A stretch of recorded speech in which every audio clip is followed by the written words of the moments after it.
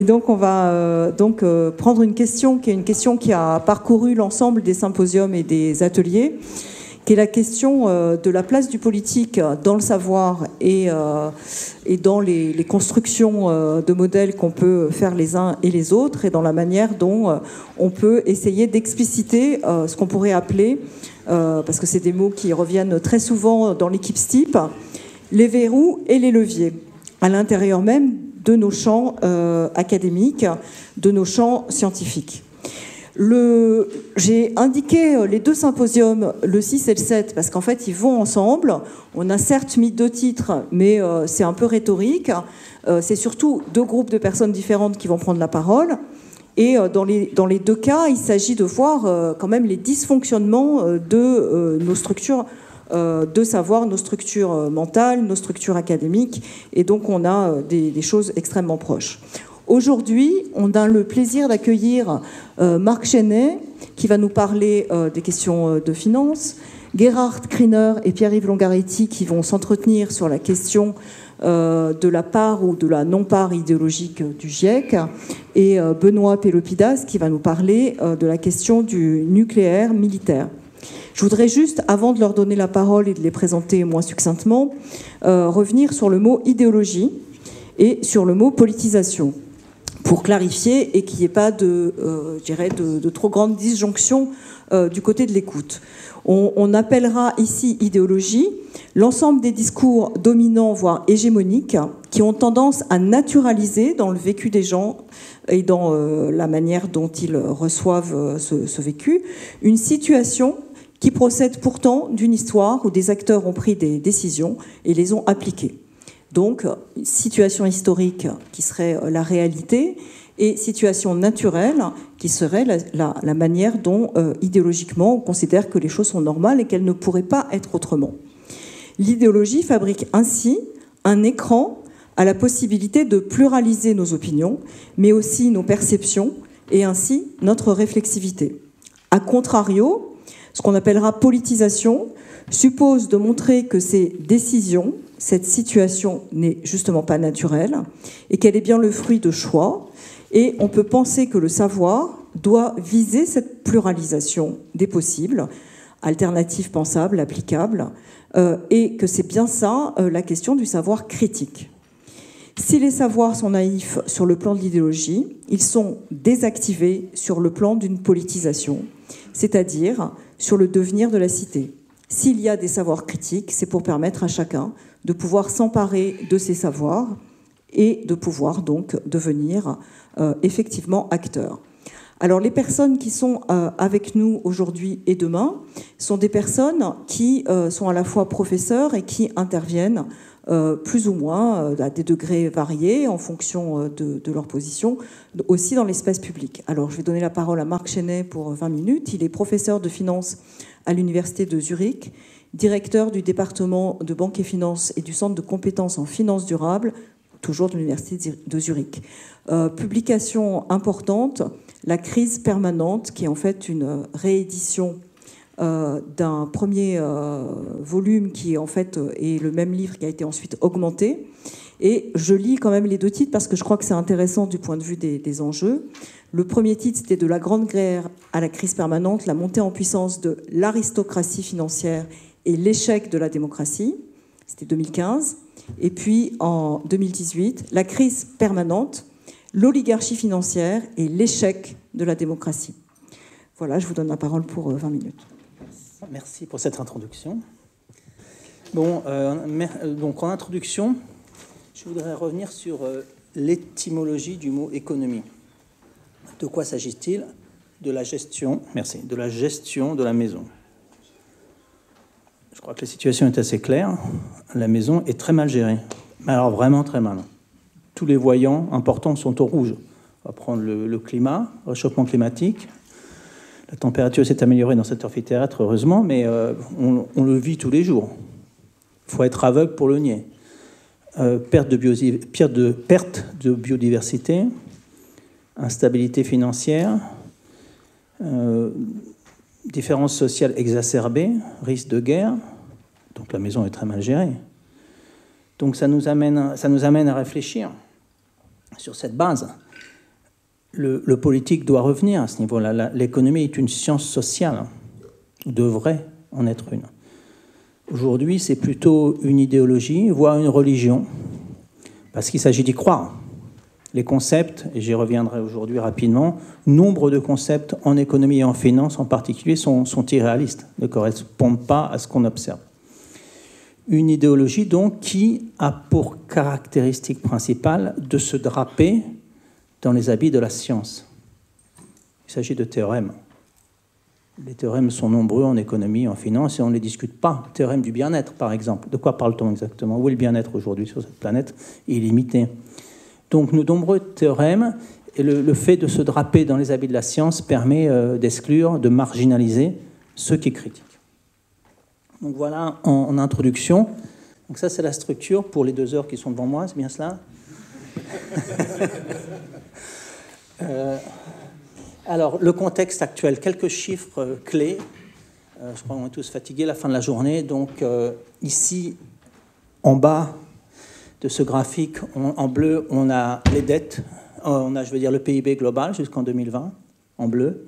En orange, juste au-dessus, les dettes, toutes les dettes mondiales, publiques et privées. Donc, avant, au début de la Covid, elles étaient à peu près à 300%. Fin 2020, 365% du PIB mondial. Maintenant, avec la guerre en Ukraine, on n'a pas encore les chiffres, mais je vous laisse deviner ce que ça va vouloir dire. Donc, le paradigme actuel en économie, qui est le suivant, le paradigme le plus important, générer de la croissance pour essayer de rembourser une partie des dettes et augmenter les dettes pour essayer de générer de la croissance, ne fonctionne pas. Ce n'est pas de l'idéologie, c'est un fait. Il suffit de regarder ce graphique. Les dettes augmentent plus rapidement que le PIB. Donc, il serait temps de changer de paradigme. Soyons réalistes, il est impossible de rembourser ce montant énorme de dettes. C'est tout simplement impossible. Et on a connu ça dans l'histoire. Je vais parler de l'Allemagne, pas de la Grèce. L'Allemagne, 2 fois de suite, après la Première et après la Seconde Guerre mondiale, a été amenée à oublier, à annuler, et ça a été accepté au niveau international, une grande partie de ses dettes. Donc là, on est confronté à la même situation, et c'est pour ça que vous avez au-dessus, en vert, les produits dérivés, produits complexes, pour résumer, produits complexes, produits financiers complexes, qui officiellement, si vous ouvrez un manuel en finance, sont justifiés de la manière suivante. Ils permettraient aux entreprises de se couvrir. Parfait. Mais on n'a pas besoin de produits de couverture qui correspondent à peu près à 8-9 fois le PIB mondial. On a tous, ou presque tous, un salaire. Moi, mes produits de couverture pour la santé, je n'ai pas de voiture, ça représente peut-être 4-5% de mon salaire. Pour ceux qui ont une voiture, peut-être les assurances, etc., on arrive à 10-15%. Enfin, vous me direz, mais pas 8 ou 9 fois le salaire, puisque notre salaire, c'est notre PIB personnel. Donc, il y a un dérapage évident. Et la plupart de ces produits correspondent à des paris. Des paris sur quoi? Des paris sur le défaut ou la faillite d'entreprises ou de pays, justement, puisqu'il est impossible de rembourser toutes ces dettes. Alors, c'est celui-là. Voilà. J'en viens aux dérivés maintenant. Vous voyez, là, selon ces statistiques proviennent de la Banque des règlements internationaux pour les dérivés, donc à Bâle, en l'occurrence en Suisse. Maintenant, si je me centre sur le pays où je travaille, en l'occurrence la Suisse, la bourse fournit des statistiques pour les dérivés. Là, vous voyez 2020, donc je n'ai pas le bras assez long, mais là, vous voyez ce chiffre en francs, donc dérivé sur equity, c'est-à-dire dérivé sur action, à peu près 18, vous voyez ce chiffre 18, là, qui dépasse justement, à peu près presque 19, 18 millions de milliards de francs pour un pays. C'est de l'ordre, pour les dérivés seulement sur action, c'est de l'ordre de 25 000 fois le PIB suisse, juste pour donner un ordre de grandeur. 25 000 fois, de quoi on parle? Et c'est très opaque. Donc moi, j'ai envoyé un courriel à la bourse pour poser 2 questions. Y a-t-il une erreur dans ce chiffre? Ça peut arriver. Et sinon, pouvez-vous m'expliquer? Réponse, il n'y a pas d'erreur et on n'explique pas.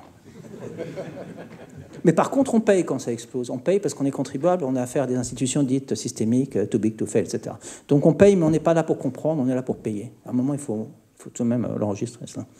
Alors, ça, c'était en 2020. Un an après, le chiffre est encore plus élevé, 38 000, c'est rassurant. Donc, à peu près 50 000 fois le PIB suisse. On envoie un courrier au gouvernement, ils nous disent, vous inquiétez pas, il y a un problème de double comptage. OK, on va diviser par 2, si vous voulez, mais ça reste dément. Diviser autant de fois que vous voulez par 2. C'est très rassurant comme réponse. Là, c'était au tout début de la guerre en Ukraine, ça a baissé, c'est seulement à peu près 3000 fois le PIB suisse, on est rassuré. Donc ce que je dis pour la Suisse est malheureusement fort probablement vrai pour d'autres pays, y compris la France. Mais encore faudrait-il avoir accès aux données. Donc il faut exiger que la Banque centrale, la banque donc à Bruxelles, mais aussi en France, qu'elle publie ces chiffres, ou la bourse, qu'on sache où on en est. Ok, voilà. Alors après ça, j'ai changé d'échelle. Là, on a toujours le PIB en vert, après ça, la dette et les produits dérivés. Je change d'échelle pour avoir les transactions électroniques, tout ce qui est fait de manière électronique. Quand on paye avec une carte de crédit, avec le téléphone, ça ne suffit pas pour arriver à ce montant énorme. À peu près, en bleu, là-haut, c'est 150 fois le PIB en vert, à peu près, hein, en étant prudent. Tout ce qui est électronique, donc vous savez probablement, les grandes institutions financières achètent et vendent des actions à la milli ou à la microseconde. Le volume de transaction est énorme, 150 fois le PIB. Quelle serait l'idée là? Avec certains collègues, on s'est engagé en Suisse pour une initiative dite populaire pour introduire une microtaxe sur toutes les transactions électroniques. Donc, si vous imaginez 150 fois le PIB, c'est tellement énorme qu'une microtaxe serait suffisante de 0,1% sur toutes les transactions, sans exception, pour générer un montant énorme, en Suisse 100 milliards de francs par an, qui permettrait d'éliminer la TVA, pas pour les biens de luxe, parce que ceux qui achètent des Porsche peuvent se permettre de payer la TVA, éliminer la TVA, en France la CSG, etc. Donc on a un éléphant blanc au milieu de la pièce et personne ne veut le regarder. Ça, c'est vrai depuis 30-40 ans, c'est un phénomène nouveau lié à la financiarisation de l'économie. Volume dément de transactions électroniques, dément. Toujours ce qui concerne la financiarisation de l'économie, vous voyez sur ce graphique, en vert, pour les entreprises les plus importantes aux États-Unis, en vert les profits, en rouge les cours boursiers. Donc ça ne devrait pas être exactement la même chose, mais les étudiants en finance et en économie apprennent que les cours boursiers doivent représenter les profits attendus. Bon, au lieu de converger, ils divergent. La guerre en Ukraine a remis les pendules à l'heure à ce niveau-là. La bulle a explosé. Malheureusement, il y a eu cette guerre. Mais donc quand l'écart est trop important, on a affaire à une crise. C'est la financiarisation de l'économie, des cours boursiers qui s'envolent, déconnectés de la réalité.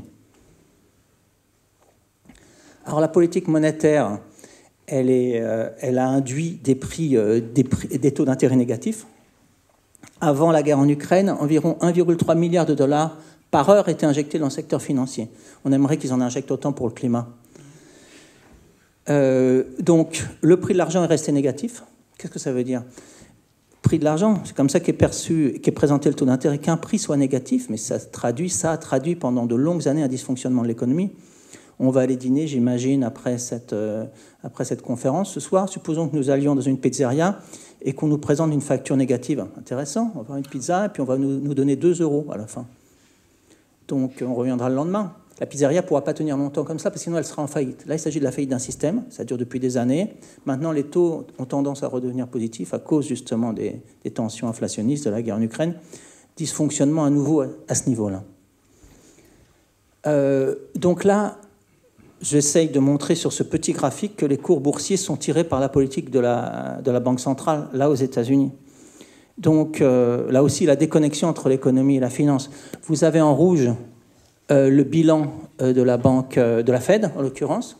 Donc vous voyez, quand il y a, par exemple, ici avec la Covid, une chute brutale, la Fed augmente son bilan en rouge tout de suite pour rassurer les investisseurs. Elle achète des produits plus ou moins douteux sur les marchés. L'effet, quel est-il? Vous voyez en bleu, les cours boursiers repartent à l'hausse. Ça fonctionne tant que ça fonctionne. Là, ça fonctionne beaucoup moins, comme on l'a vu avec la guerre en Ukraine. Et là j'ai fait un zoom. Donc ça commence en 2019. Mais si on remonte dans l'histoire, même logique. On commence en 2004, vous voyez. Tout de suite, dès que ça commence à chuter, la Fed augmente son bilan. Ça chute, elle augmente son bilan, pousse les cours vers le haut. Parce que c'est un système qui est basé sur la hausse des cours boursiers. Et puis parfois, ça s'écroule parce que ça devient impossible à gérer. Bitcoin, c'est intéressant. Tout explose actuellement. Donc là aussi, le Bitcoin a profité en 2020 de l'augmentation du bilan de la banque, donc de la Fed. Donc la Fed achète des produits financiers, ça augmente son bilan. Il a augmenté avec un écart, et puis bon là, ça suffit plus manifestement. Oui, bon, il y a eu la chute récente.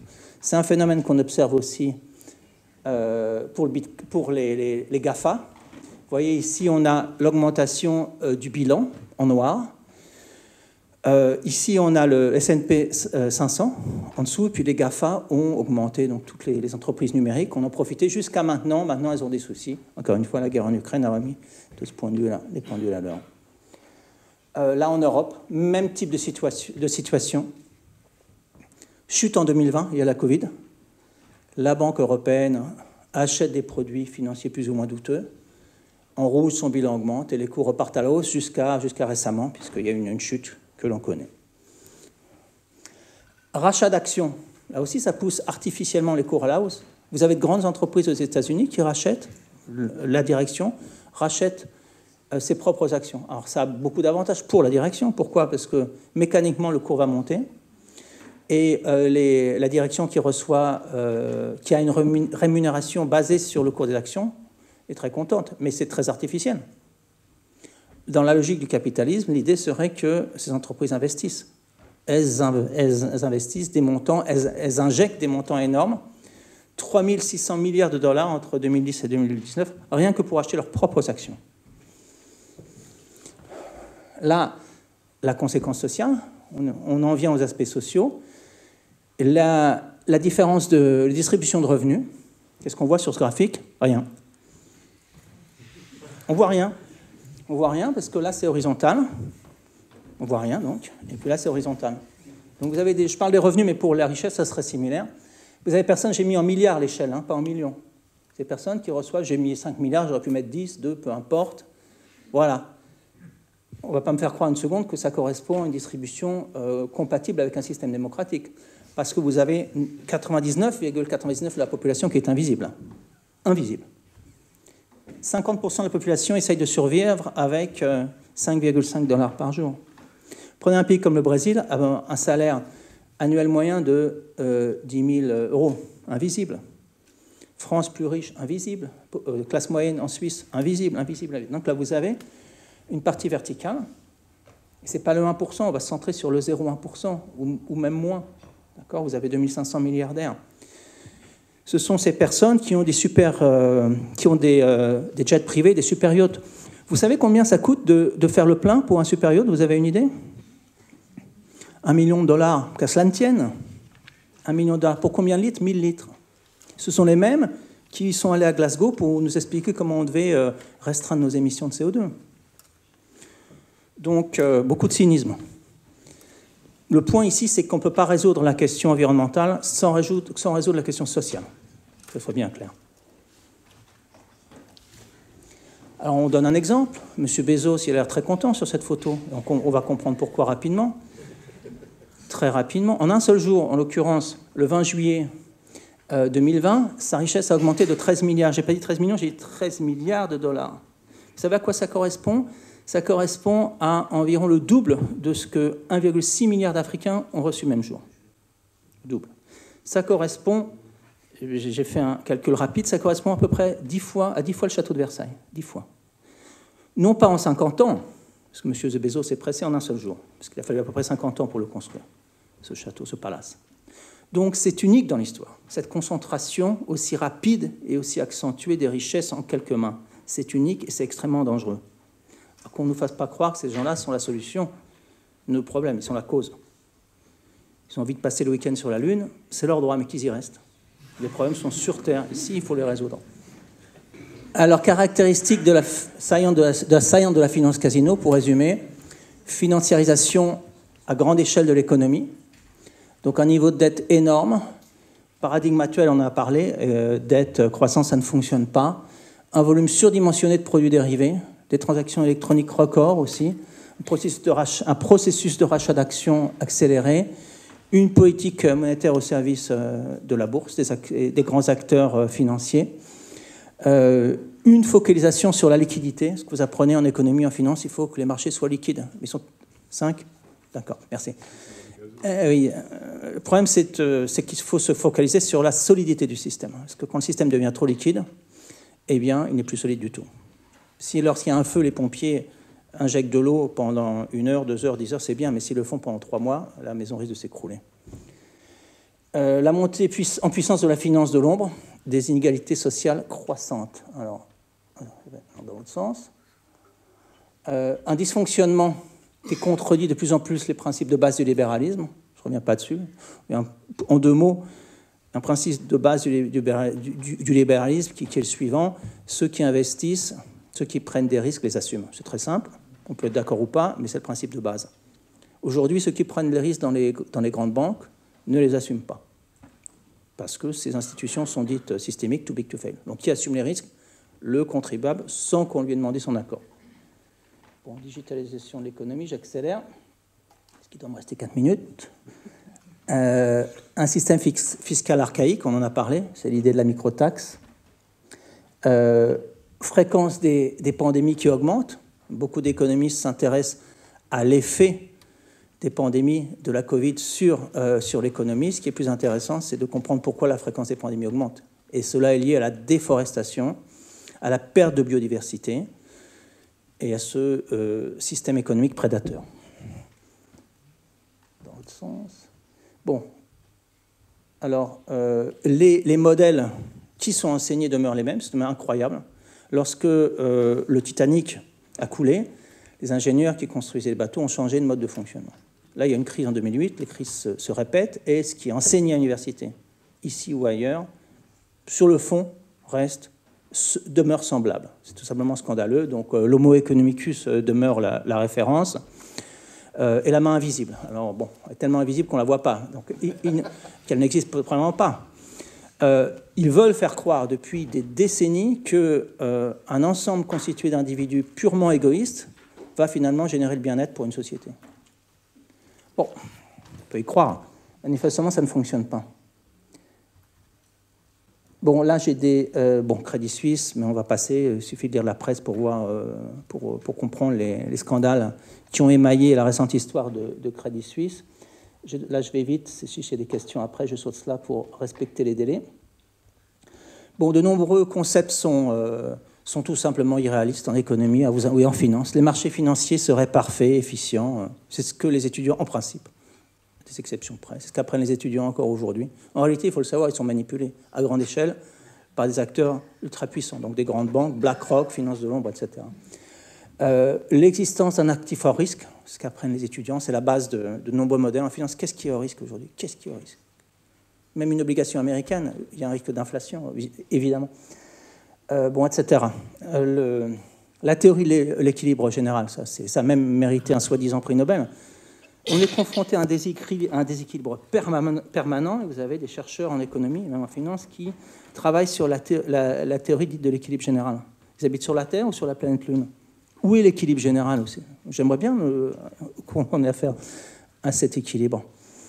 Je dis soi-disant prix Nobel, j'entre parenthèses, parce qu'il n'y a pas, il faut le savoir, vous le savez peut-être, il n'y a pas de prix Nobel en économie. Monsieur Nobel ne voulait pas donner un prix Nobel en son nom, ni en économie, ni en maths d'ailleurs. Les mathématiciens ont été honnêtes, ils ont créé la médaille Fields. Et les économistes ont eu l'idée, certains d'entre eux, donc, de créer ce prix de la Banque de Suède en mémoire de Monsieur Nobel. Et si on respecte sa mémoire, il faut tout de même respecter ses souhaits. Moins une minute? Ou plus une? Eh bien, il n'en voulait pas de ce prix. Enfin, quoi qu'il en soit, c'est pour ça que j'ai dit soi-disant prix Nobel. Bon, je vais bientôt conclure. Une prétention aussi à prévoir le futur. Je me souviens du porte-parole du FMI en pleine Covid qui prédisait la croissance pour l'année suivante à 2 chiffres après la virgule.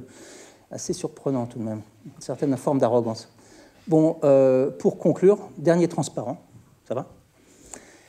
De quoi s'agit-il? Il faut sortir de l'impasse actuelle et rapidement, donc, non seulement pour nous, mais pour les générations à venir. Donc, des aspects techniques, bien sûr, diminuer la consommation d'énergie, vivre de manière sobre et respectueuse de l'environnement, réduire les inégalités sociales, mais il faut aussi changer de paradigme, cesser de penser que le toujours plus signifie le toujours mieux. Parce que pour les voitures, par exemple, certains sont très contents d'avoir une Tesla. Mais, juste pour terminer avec cet exemple, la taille des voitures, le poids des voitures est passé des années 70 actuellement de 700 kg à 1,4 tonne. Et le nombre de personnes par voiture est passé environ de 2,5 à une personne 3. Donc c'est bien de rouler un Tesla, mais ça ne va pas résoudre les problèmes. Il faut savoir qu'il faut vivre plus sobrement. Merci. Merci beaucoup.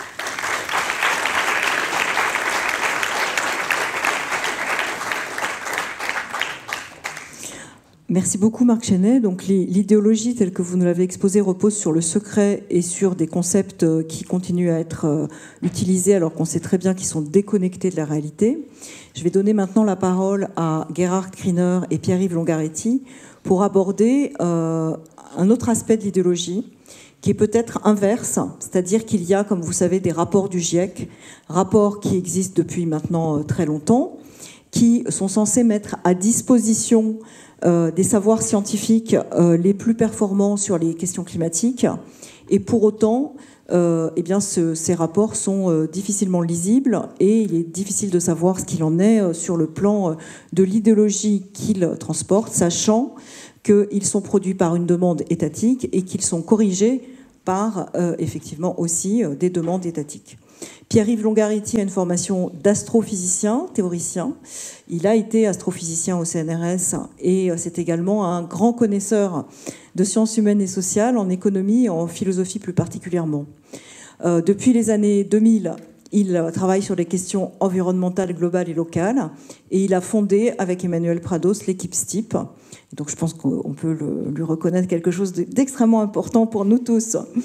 Et il est bien sûr au centre INRIA de Grenoble. Gerhard Kriner, qui est donc membre actuellement du groupe 1 du GIEC, c'est bien le groupe 1, ouais, du GIEC, et qui participe à la rédaction de la synthèse, va donc discuter avec Pierre-Yves. Il est modélisateur du climat polaire, directeur de recherche au CNRS à l'Institut des géosciences de l'environnement à Grenoble, au sein de l'équipe climat, cryosphère, hydrosphère. Il travaille actuellement sur des méthodes de correction de biais pour les projections climatiques et il a coordonné la section Climate Global du résumé technique du rapport du GIEC publié le 9 août 21. Je vous donne la parole sans tarder. Je pensais que c'est toi qui posais les questions. C'est pas grave, je vais juste très rapidement dire un mot sur un mot que tu as dit, alors que les rapports seraient corrigés par les États. Je vais peut-être dire comment ça marche, comment on écrit ces rapports, parce qu'en fait, ce mot, il m'a fait un peu sursauter. Alors, donc ces rapports du GIEC, ils existent depuis les années, depuis 1990 pour le premier rapport. Donc là, on s'approche de la fin du 6e cycle de rapports. Donc chaque cycle a des rapports spéciaux et puis 3 rapports de groupe de travail. Donc groupe de travail 1 sur le climat, sur la physique du climat essentiellement, les sciences dures on va dire, ou vraiment très dures. Groupe de travail 2 sur les impacts et l'adaptation et groupe de travail 3 sur les méthodes d'atténuation, sur les options d'atténuation, donc diminution des émissions. Et puis à la fin, il y a un rapport de synthèse qu'on va publier probablement au mois de février. Et donc dans chacun des groupes de travail que j'ai mentionnés, il y a à peu près 200 chercheurs qui travaillent et pour le rapport de synthèse, on est une trentaine à l'écrire.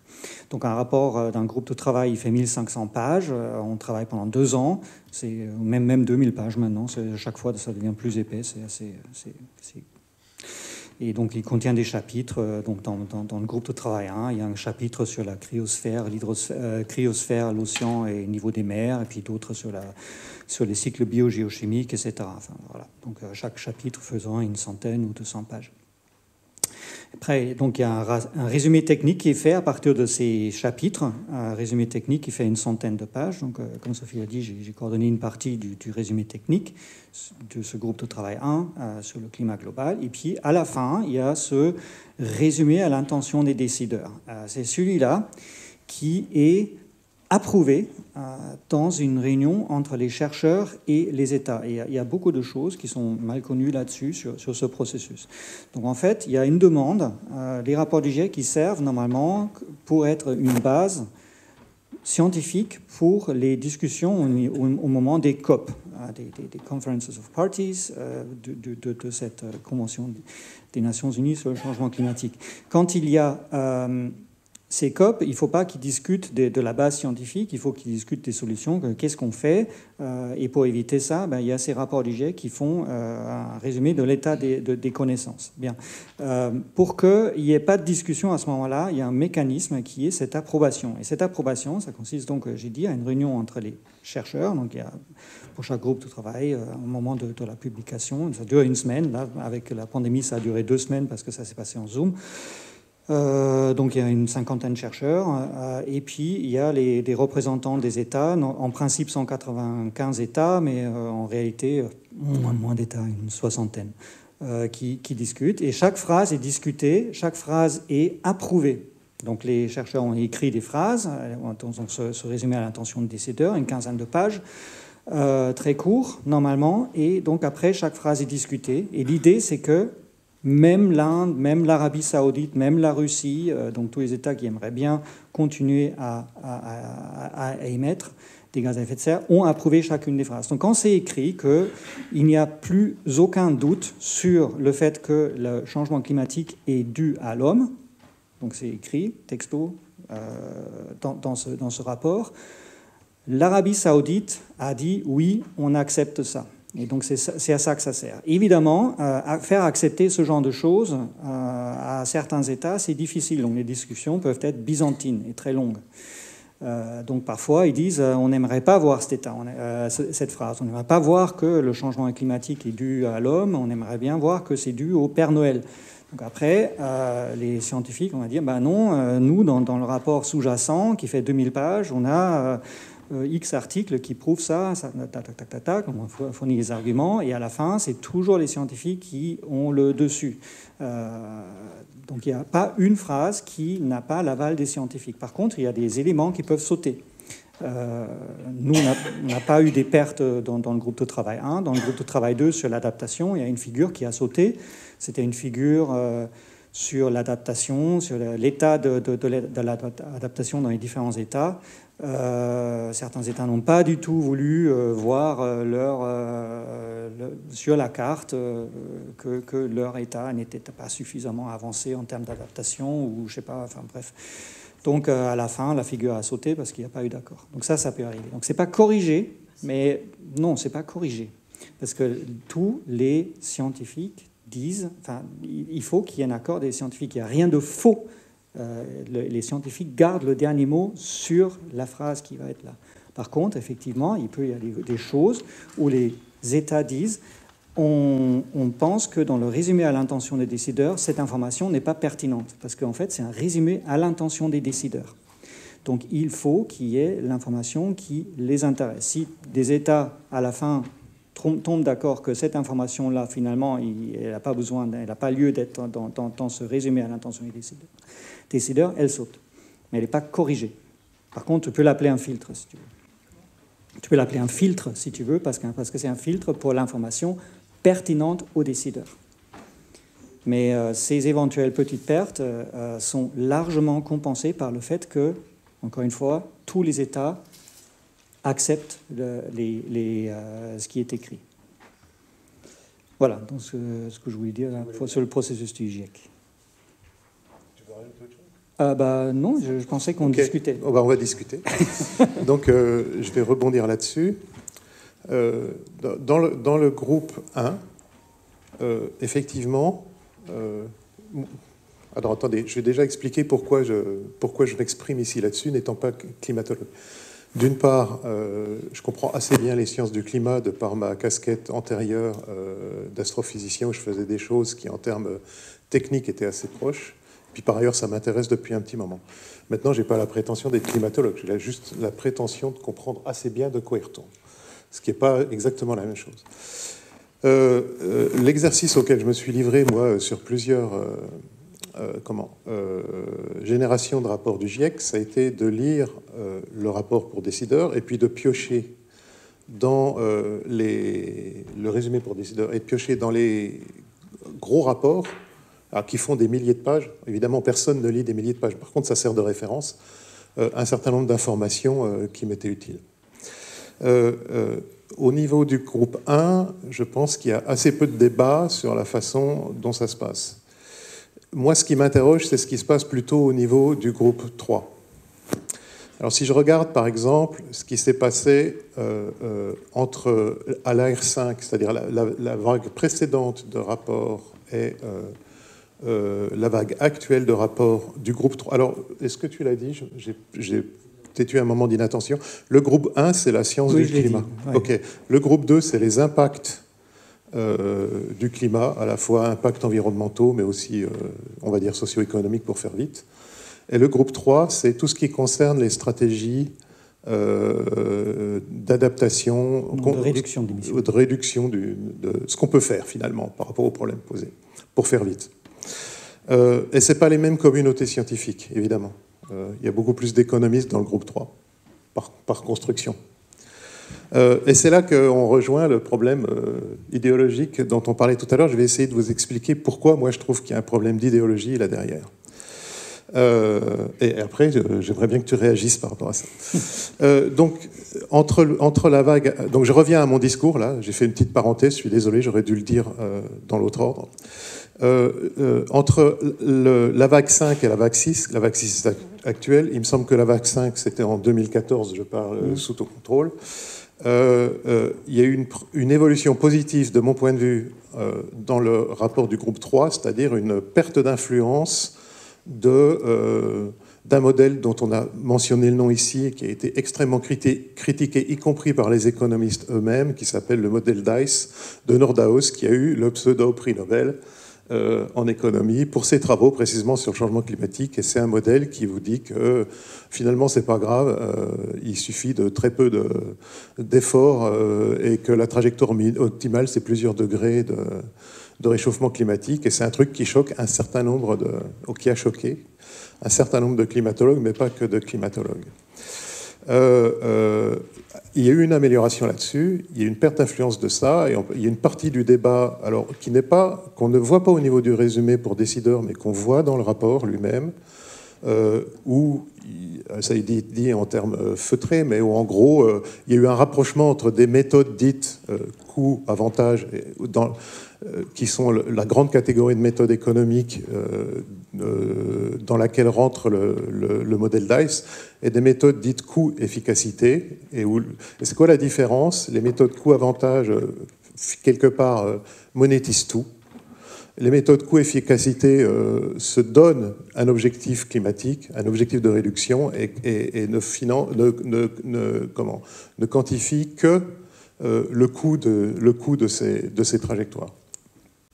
Donc on n'est pas en train de chercher à faire un optimum intertemporel avec des méthodes économiques dont les prémices et les hypothèses sont quand même...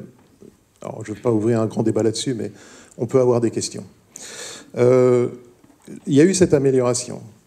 Maintenant, où est donc l'idéologie? L'idéologie, elle est que si vous regardez les trajectoires d'émissions du groupe 1, vous avez des trajectoires d'émissions montantes, des trajectoires d'émissions descendantes, et vous avez tout un panel d'émissions de gaz à effet de serre, en particulier du CO2 ou d'équivalent CO2, en gigatonnes d'équivalent CO2 à l'échelle du siècle. Vous avez des trajectoires comme ça. Si vous regardez à quelle trajectoire économique ça correspond dans le groupe 3, c'est tout, on l'a dit plusieurs fois au cours de ces journées, c'est toutes des trajectoires de croissance économique. Donc il est nécessaire quelque part que quelque chose se passe pour qu'il y ait un découplage entre croissance économique et émissions de CO2. Ce qui est intéressant de regarder, c'est qu'est-ce qui est dit sur cette question de découplage à l'intérieur du rapport. Je ne sais pas si quelqu'un dans la salle a eu cette curiosité. Il y a un gradient de choses à ce sujet. Ça se passe dans le chapitre 2. Le contenu du chapitre est à peu près raisonnable. Le résumé exécutif du chapitre l'est déjà beaucoup moins. Alors on peut discuter pourquoi. Le contenu du chapitre vous dit à plusieurs endroits que c'est extrêmement difficile ou quasiment impossible d'effectuer ce découplage par la transition énergétique, ou avec des exemples d'États où il y a un découplage faible vu, mais souvent sur des périodes courtes, et à des niveaux qui sont très très inférieurs à ce qu'il faut pour rester à l'intérieur de l'enveloppe des 1,5 ou 2 degrés, de réchauffement. Alors, il n'y a pas de contestation sur la partie physique, hein. C'est juste une question, on ne veut pas diminuer la croissance économique, donc il faut découpler. Donc, que fait-on pour ça? Il faut changer de modèle énergétique, et on s'appuie à ce sujet-là sur une partie de la littérature du découplage, et qui montre que c'est un problème très difficile. Au niveau du résumé exécutif du chapitre, c'est déjà beaucoup moins clair. Il y a un certain nombre de phrases qui sont franchement plus optimistes que ce que dit vraiment le chapitre, qui sont retenues au niveau du résumé exécutif, et les autres ont disparu. Et au niveau du résumé pour décideurs, on ne parle même plus de découplage, et on garde que des versions encore plus optimistes des phrases du résumé exécutif du chapitre 2. Et moi, ça m'interpelle. Ça m'interpelle parce que, de fait, le résumé pour décideurs du groupe 3 n'est pas fidèle au contenu du chapitre en question sur ce point-là. Alors, ce n'est pas un point que j'ai pris au hasard, c'est la cheville ouvrière. Oui, non, mais j'aurais fini. Chacun. Donc je finis en une phrase. C'est vraiment le point clé là, parce que si vous refusez une décroissance économique et que dans le même temps vous dites que vous estimez rester en dessous de 1,5 ou 2 degrés, vous êtes obligé d'en passer par du découplage. Et la lecture du chapitre d'une part, du résumé du chapitre de l'autre, sur ce point précis, mais quel point central, et du résumé pour décideurs, va vous donner une gradation d'optimisme extrêmement nette. Et là, je trouve qu'on est dans de l'idéologie et non pas dans un reflet de l'état de la science sur la question. Et je m'arrête. Alors, en ce qui concerne ces scénarios qui sont donc analysés dans le groupe de travail 3, comme tu disais, dans le groupe de travail 1, comme on travaille avec des modèles de climat qui sont extrêmement lourds, gourmands en termes de calcul, on prend 5, comme tu disais, 5 scénarios d'émissions.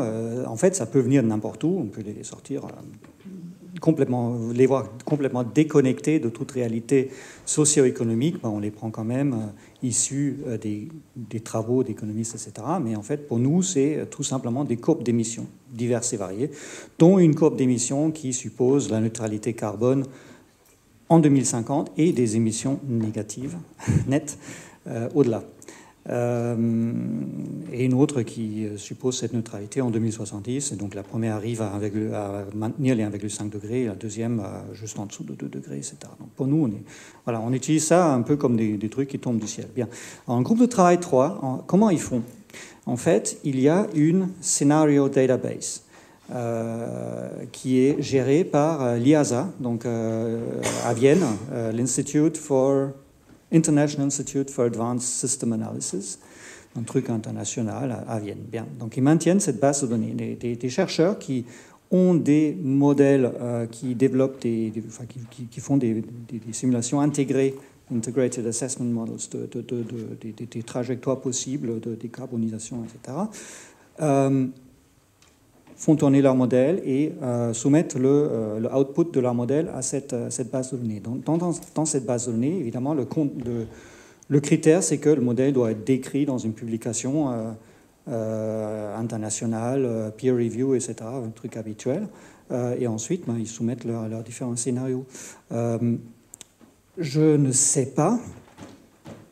J'ai lu une publication très récente dans Nature Communications en 2021, assez récente, sur des scénarios de décroissance qui semblaient dire, voilà, on fait pour une fois des simulations avec ce genre de modèle, avec un scénario de décroissance. J'ai vu la publication citée dans le rapport du groupe de travail 3, effectivement. Je ne sais pas si ces simulations se retrouvent dans la scénario database. Mais en fait, ce que je veux dire, tout simplement, c'est que, puisque le titre de notre session s'appelle « Désactivation de la connaissance », je me demande si cette connaissance est activée dans le sens est-ce que c'est publié, est-ce que les modèles qui sont sous-jacents sont publiés dans des publications à revue internationale? Est-ce que ces simulations qui en sortent si vous avez des scénarios de décroissance massifs, et s'il y en a beaucoup, est-ce qu'ils ont été soumis à cette base de données? Si ensuite ça a été fait, ils ne sont pas pris en compte, moi ça m'étonnerait, parce que j'ai vu une quantité de codes monstrueuses où justement ils parlent des simulations qui... ils sont très fiers d'avoir 3000 simulations à analyser, etc. Donc voilà la question que je me pose, déjà. Alors, sur le fait que ces modèles soient publiés, oui, ça c'est une certitude, parce que j'ai regardé. Ouais. Ce point-là est discuté dans le chapitre 5 et pas dans le chapitre 2. Du coup, le résumé pour décideurs en parle, mais de façon... là encore un coup, si tu lis le résumé pour décideurs là-dessus, l'emphase, elle est sur le découplage et pas sur la décroissance. Ah oui, c'est sûr. Et c'est là que je dis... Alors, c'est pas que c'est faux, on tire les curseurs pour donner une image optimiste. C'est pas complètement faux, mais c'est pas complètement vrai non plus. C'est pas fidèle, si vous voulez. Alors après, on peut discuter. Et pour le coup... je suis pas en train de dire que le problème se pose de la même façon dans le groupe 1, alors pas du tout. Ouais. Oui, le résumé pour décideurs du groupe 1 est beaucoup plus fidèle au contenu scientifique que sur ces points critiques, le résumé du groupe 3. Moi, le problème avec le scénario du groupe de travail 3, je vais finir, c'est qu'effectivement, ils sont très fiers de leurs 3000 scénarios, mais en fait, je me pose la question, est-ce qu'il y a un groupe de chercheurs, une école, on va dire, qui publie massivement des scénarios et qui tout simplement inonde et qui fait que des scénarios de décroissance se retrouvent marginalisés tout simplement par le nombre. Ça, c'est une certitude, parce que dans tous les organismes internationaux, sur toutes on n'a pas arrêté d'en parler ces 2 derniers jours, l'input de la quasi-totalité des modèles, par exemple de transition énergétique, y compris des modèles que nous on fait, c'est des inputs de croissance. Alors on prend le même input pour critiquer la chose, hein, aussi, mais c'est quasiment systématiquement des modèles de croissance. Pourquoi ? Parce que pour un décideur, un modèle de décroissance est totalement inaudible. C'est-à-dire tu peux le publier, mais il s'en fiche totalement. Bon, je vous remercie d'avoir tenté de comprimer vos interventions. On va nécessairement finir un peu plus tard, puisqu'on a commencé un peu plus tard. Et donc, du coup, ce que je voulais dire, c'est que ce qui a été évoqué, si on enchaîne les 3 éléments, les 3 personnes qui ont pris la parole, c'est une adéquation par discussion entre les scientifiques et les politiques, en tout cas pour le groupe 1, mais il faut quand même cette discussion, ce qui veut dire que l'autonomie complète des scientifiques est assurée jusqu'à un certain point. Voilà, jusqu'à un certain point, et je pense que le groupe 3 permet de voir que ce point peut connaître lui-même des variations importantes en fonction des théories qui influencent et de la manière dont on va fabriquer des omissions. Et on a bien vu que la question du secret était le maximum de la possibilité de faire valoir un discours idéologique contre une expérience de vérité. L'omission est une manière plus soft de faire un peu la même chose. Et en fonction du degré de l'omission et des correctifs, filtres correctifs, eh bien, on a la possibilité de saisir ce qui est manqué par le public. Encore une fois, le résumé à l'intention des décideurs, il est spécifiquement dirigé pour les décideurs. Oui, mais l'enjeu du GIEC, c'est aussi les décideurs. C'est ceux qui vont s'occuper de la maison, comme disait Marc Chenet tout à l'heure. Donc, on pourra continuer à débattre ensemble après. Mais effectivement, c'est bien parce que c'est pour les décideurs qu'il y a un enjeu politique et idéologique. Ça serait à l'intérieur du champ scientifique et les États ne seraient pas là. Donc, la parole va être donnée maintenant à Benoît Pelopidas, qui va nous entretenir d'une question analogue. Vous avez bien compris qu'on avait choisi de mettre ensemble des questions analogues, qui est la manière dont la question du nucléaire en ce qui concerne la sécurité, produit ou ne produit pas des discours qui permettent à l'ensemble de la sphère civique de pouvoir comprendre ce qu'il est en jeu. Benoît Pelopidas est fondateur du programme d'études des savoirs nucléaires, qui était anciennement la chaire d'excellence en études de sécurité à Sciences Po, dans le CERI. Et il est également chercheur affilié au Centre pour la sécurité internationale à l'université de Stanford. Et je lui donne la parole.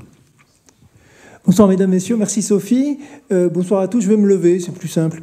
En fait, je vais commencer par juste exprimer un grand plaisir. Je suis ravi d'être là pour la deuxième fois. Emmanuel avait eu la gentillesse, où est-il ? De m'inviter à une conférence Comprendre et agir.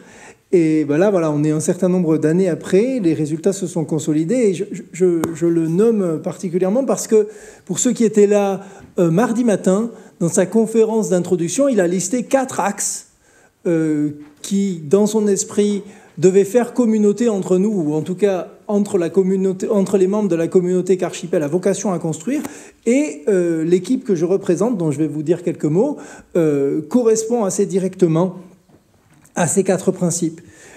Le message que je vais porter en vous présentant des résultats de recherche de l'équipe, c'est simplement de ne pas oublier les vulnérabilités liées aux arsenaux nucléaires, précisément à partir d'un constat de surprise simple, qui est que dans ma discipline, les sciences politiques, dans les sciences humaines et sociales en général, on a oublié parfois la présence d'armes nucléaires dans ce monde, en tout cas les vulnérabilités qu'ils génèrent.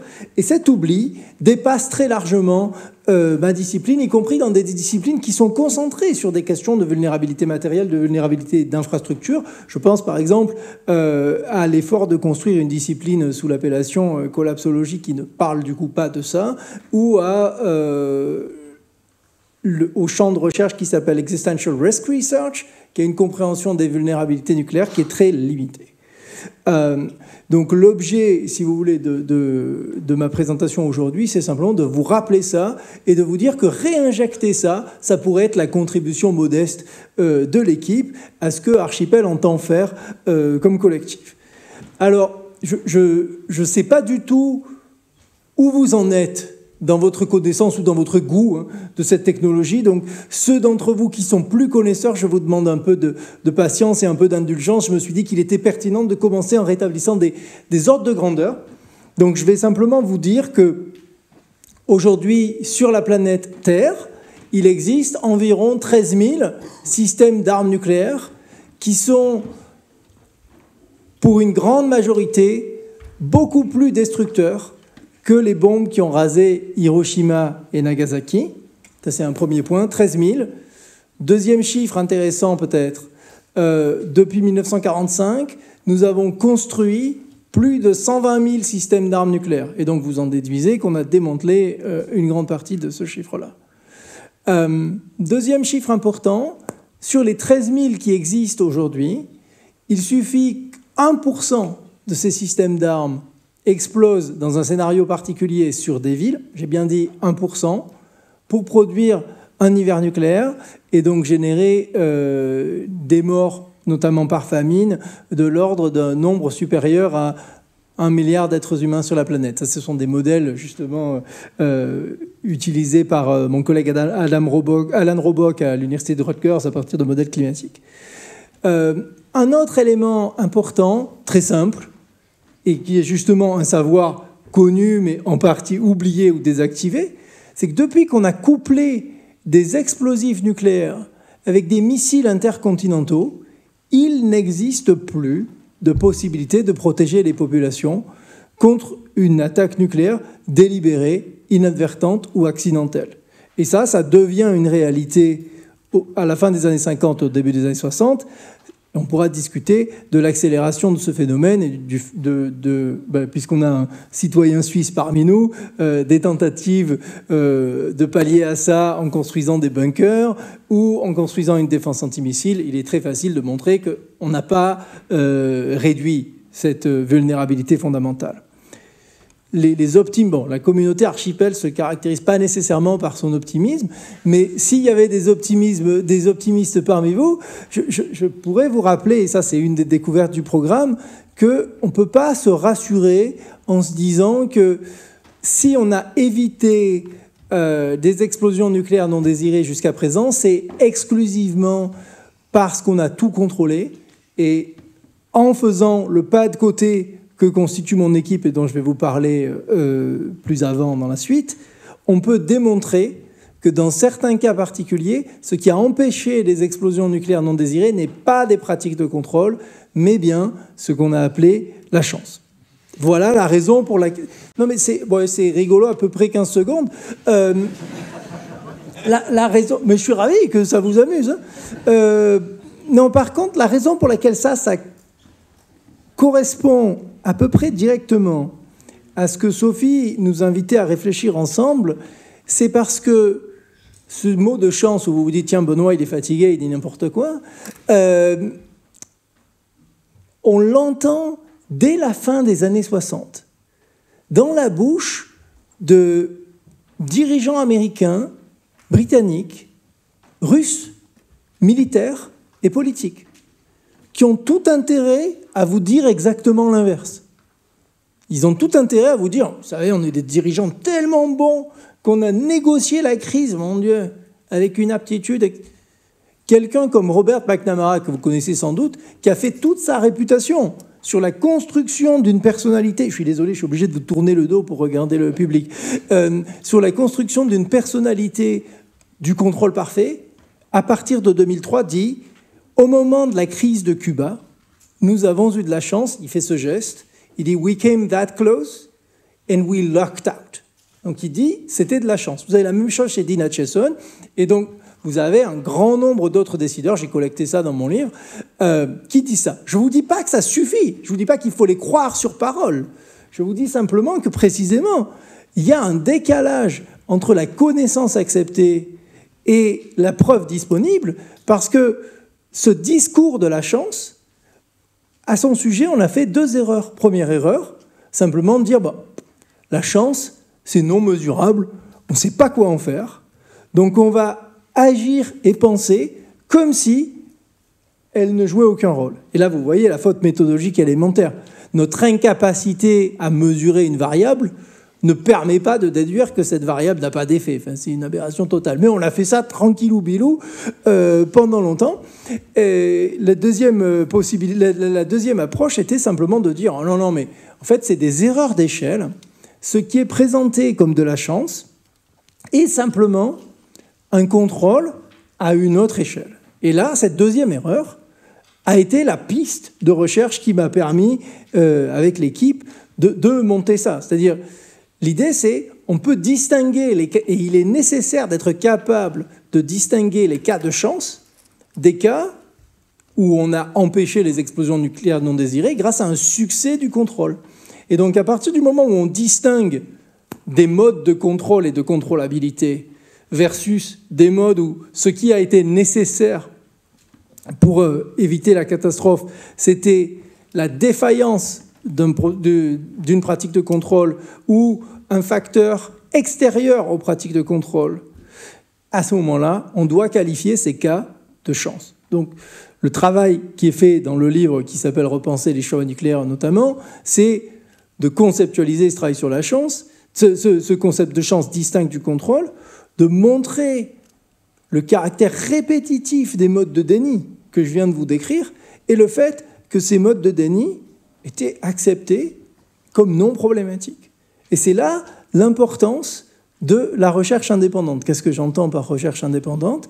Simplement le fait qu'en 2017, quand je rentre en France, je fais un pas de côté à peu près risible. Là, pour le coup, vous pourriez vous moquer. C'est-à-dire, je dis une platitude telle que, pour faire une recherche sur les choix nucléaires militaires, on ne peut pas recevoir de financement d'acteurs qui ont un intérêt dans la défense d'une politique liée aux arsenaux nucléaires, quelle qu'elle soit. Donc, on refuse l'argent du commissariat à l'énergie atomique, l'argent du ministère de la Défense français et l'argent des activistes antinucléaires. Et on dit, voilà, on va aller parler par ailleurs à tous ces gens-là, on n'a aucun problème avec eux, mais on ne veut pas être lié sur un mode qui produirait de la dépendance. Parce que, précisons quand même, entre-temps, On a cité souvent dans ce colloque les travaux de Naomi Oreskes et Eric Conway et bien d'autres. Le fait que des financements produisent des distorsions dans la science, c'est établi pas seulement dans la science du climat, pas seulement dans le discours sur la santé, mais dans plein d'autres domaines.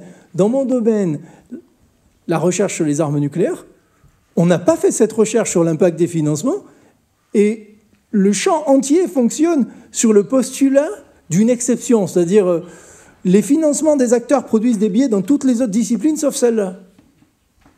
Moi, il me semble que, à défaut d'avoir fait le travail, la bonne nouvelle, c'est que le travail, maintenant, on l'a fait, et en fait, le champ n'est pas exceptionnel, hein, les biais, ils sont là aussi, on peut les démontrer. Mais donc, il aurait fallu, au moins, faire ce pas de côté, produire de la recherche indépendante. Et à partir du moment où on le fait, on montre le rôle de la chance, et aussi, pour le dire un peu vite, le fait que 3 autres justifications communes de la politique existante sont fondées sur des choses qui sont démontrablement fausses ou incomplètes. Ça ne veut pas dire qu'il faut tout changer, mais ça veut dire, et là je reviens à ce qu'Emmanuel nous proposait mardi, ça veut dire que si le travail de la recherche, c'est un travail de clarification des enjeux du débat public, on peut montrer que les justifications publiques ne permettent pas une mise en cohérence avec la politique effectivement conduite, et que si on tenait à ces justifications, la politique menée serait différente, et que par contre, si on tient à construire l'arsenal qu'on est en train de construire, le jeu de justification cohérente est différent de celles qui sont présentées publiquement. Combien de temps est-ce qu'il me reste ? 3 minutes. En 3 minutes, je vais vous dire... Non, ça ira. Non, en 3 minutes, je vais vous dire 2 choses. La première chose, c'est simplement qu'il est tentant d'avoir un rapport, si vous voulez,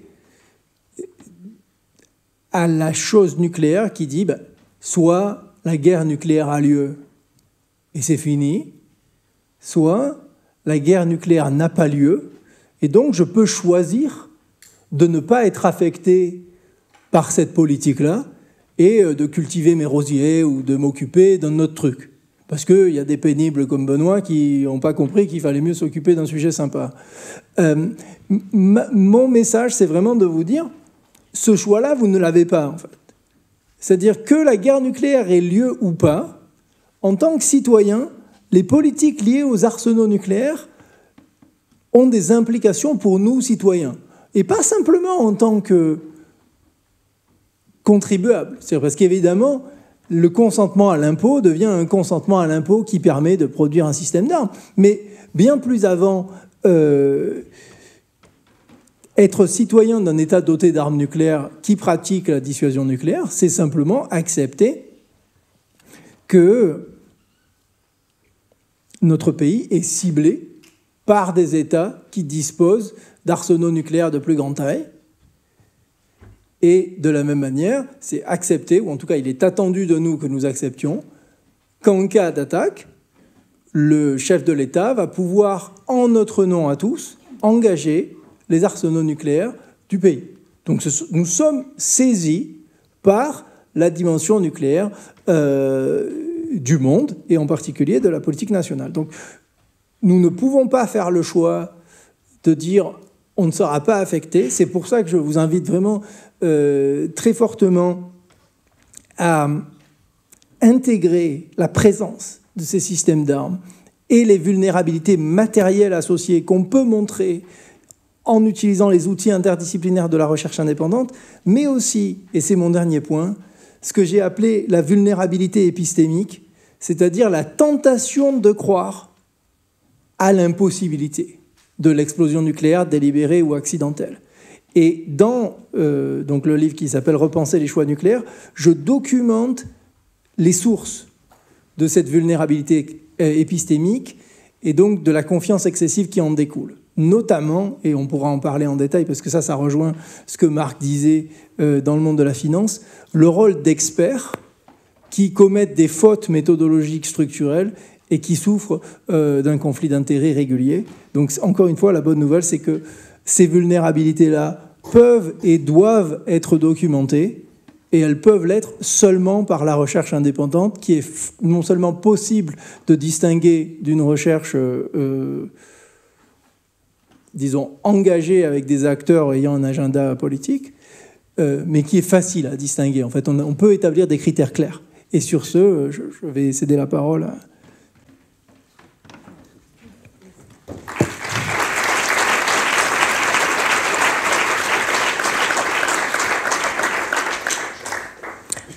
Alors, je vous remercie d'avoir tenu le temps dans un espace très très contraint.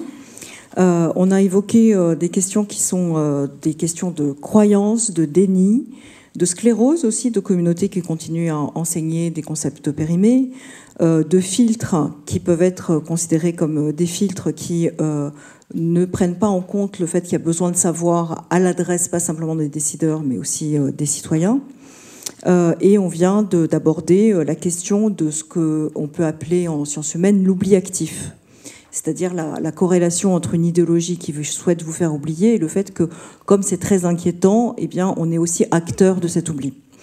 Donc il y a là toutes sortes d'éléments qu'on n'a pas tendance à observer comme idéologie. Et avant de donner la parole à la salle, et je pense qu'on va rester là jusqu'à 20h10, je voulais juste savoir si vous vouliez, entre vous, dans un premier temps, vous poser des questions, et ensuite je donnerai la parole à la salle.